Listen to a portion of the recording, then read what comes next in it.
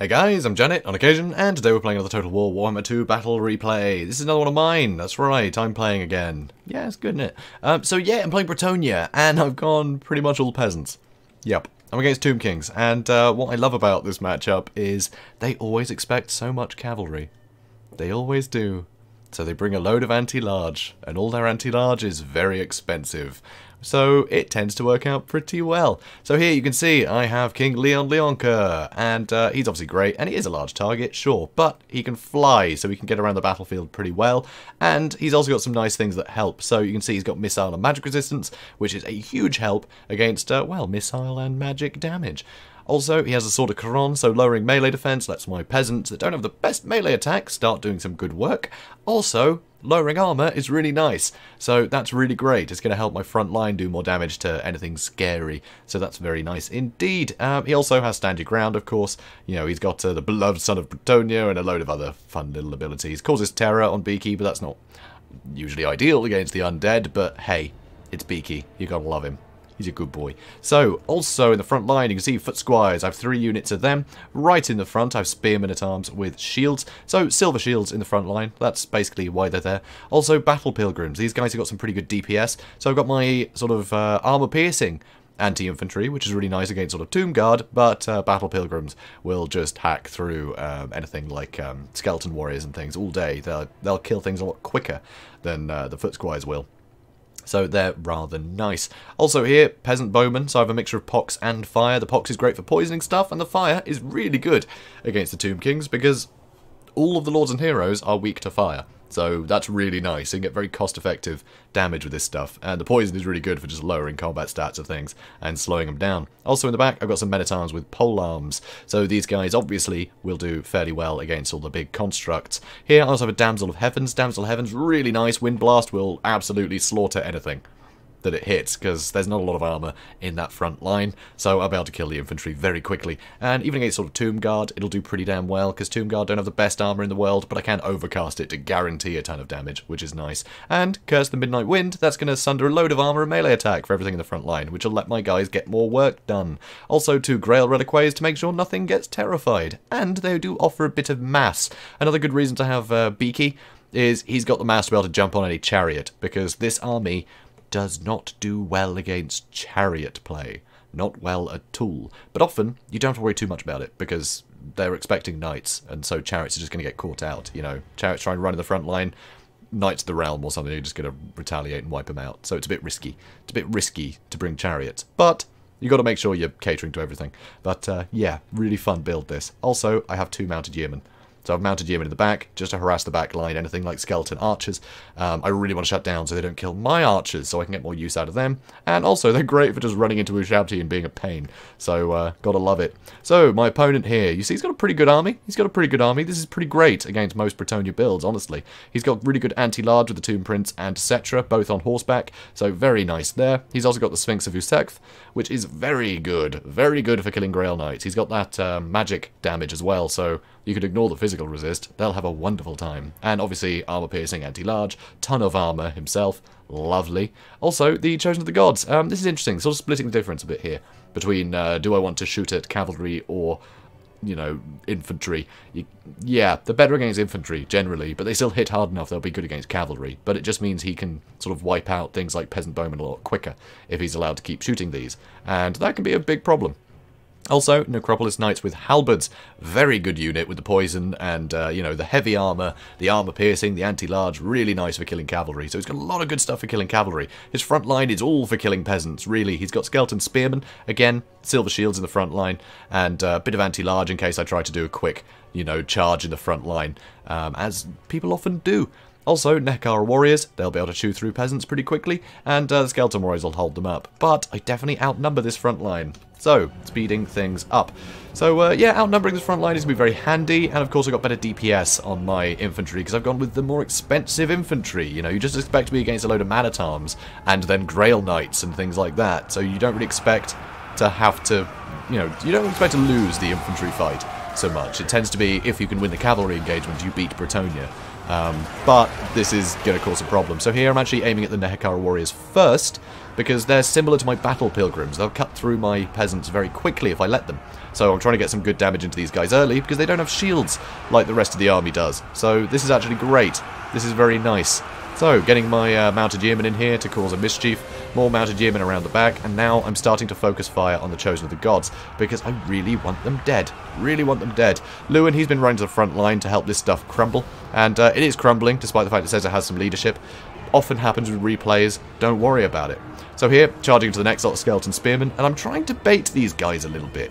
So, one thing I'm not doing very well, I am getting units around the outside, but my front line, a lot of them are just stood idle. You know, these battle pilgrims need to be forced path through, because they got a little bit caught up on a skeleton warrior, and then just stood there.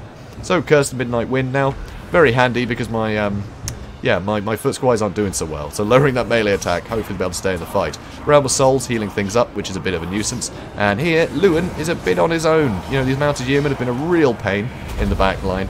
And in a second, we're going to see these skeleton spearmen suffer a little bit. Ton of arrow fire in here, hitting these Necropolis Knights. And with their armor sundered down to 60, my archers will do some good damage against them. But yeah, I don't like it when I see a healthy unit like this. So you can see the healthy unit is moving in to support this line, so I'm going to hit him with a Wind Blast. And it's not overcasted, it's going to be a standard Wind Blast. And here we go. And that's 2/3 of the unit gone. Nice. Nice. Also, I was able to pull Lewin back through my own units, and these guys don't want to charge through here. With all the peasant bowman fire on top of them and everything, it's not something they want to be dealing with. Also here, you can see I do have some men-at-arms and polearms, sort of loitering there a bit. I think a lot of them are stuck on these skeleton warriors, which is a pain.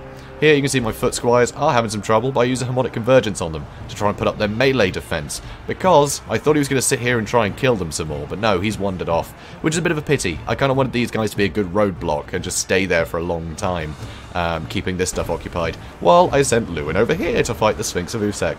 Now you can see here, I use the Lion Shield to give them magic resistance, because that means 44% of the damage that the Sphinx of Usek is going to do is going to be negated. So that's great. So that magic damage that's usually great against Bretonnia suddenly isn't very useful against Lewin while he has that active, which is very nice. So here, he did actually summon Ushabti in here, by the way. He actually did do that, but they're struggling just under the amount of stuff that's here. Also, another Curse the Midnight Wind, lowering all the melee attack to 0 for a lot of these units, which is nice.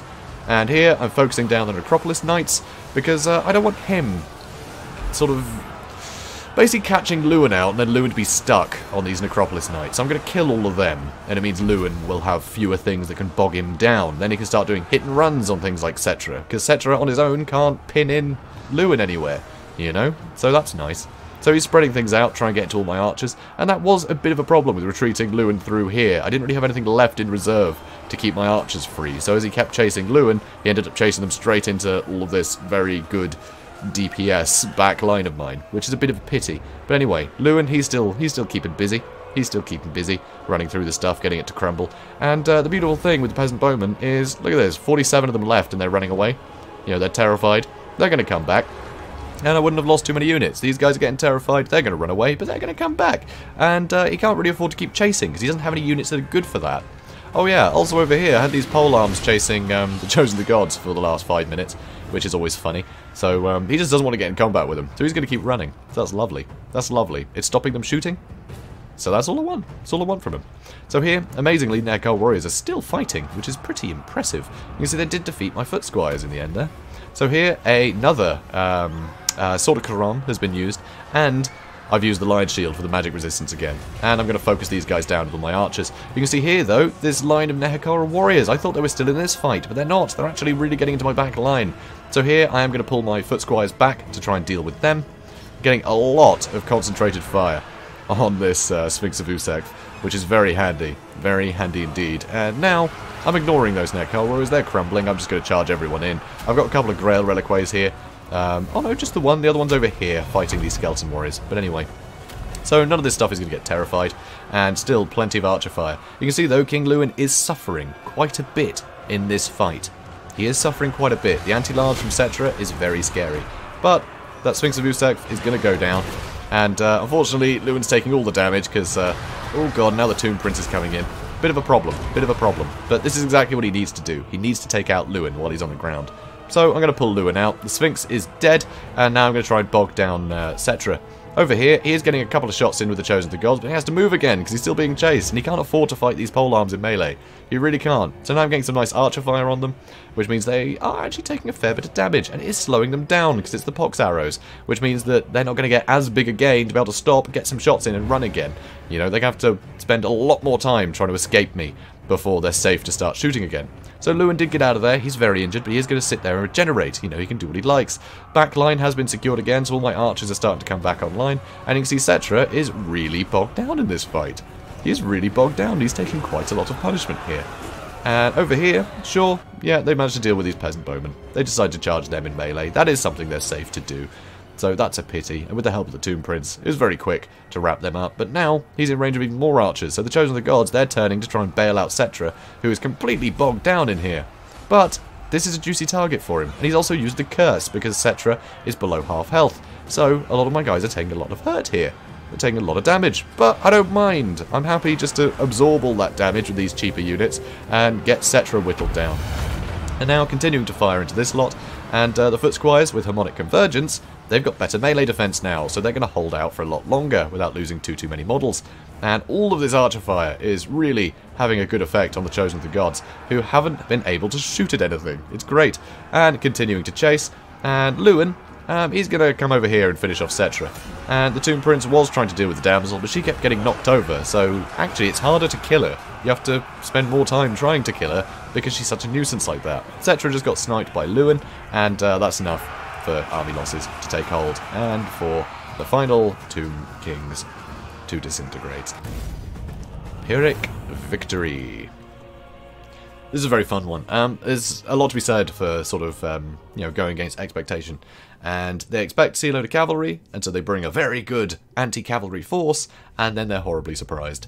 And sure, you know, he didn't necessarily have to go with things like the Sphinx of Usek, for the, you know, Acropolis Knights with halberds, you know, Cetra and the Tomb Prince. He didn't have to go with that stuff. He could have gone with a lot of Tomb Guard with halberds. But even then, the Tomb Guard with halberds, they're having to spend a lot more for that kind of unit, you know, over the standard Tomb Guard that might hold out better in the front line. So it's tough. It's very tough to know what to do in this matchup for Tomb Kings, which is why it's very fun just to go with sort of one way or the other, right? Just go, alright, I'm going all cav or I'm going all infantry, because Tomb Kings have a very tough time sort of splitting the difference there, I find. So it's a lot of fun doing something like this, which nobody really expects, you know? It's a lot of fun. So guys, I certainly hope you enjoyed this one. I really enjoyed playing it. And if you did, then please do comment, like, and subscribe. And I suppose I'll see you in the next one. Hopefully. I'll hopefully see you there. So have a good one, guys.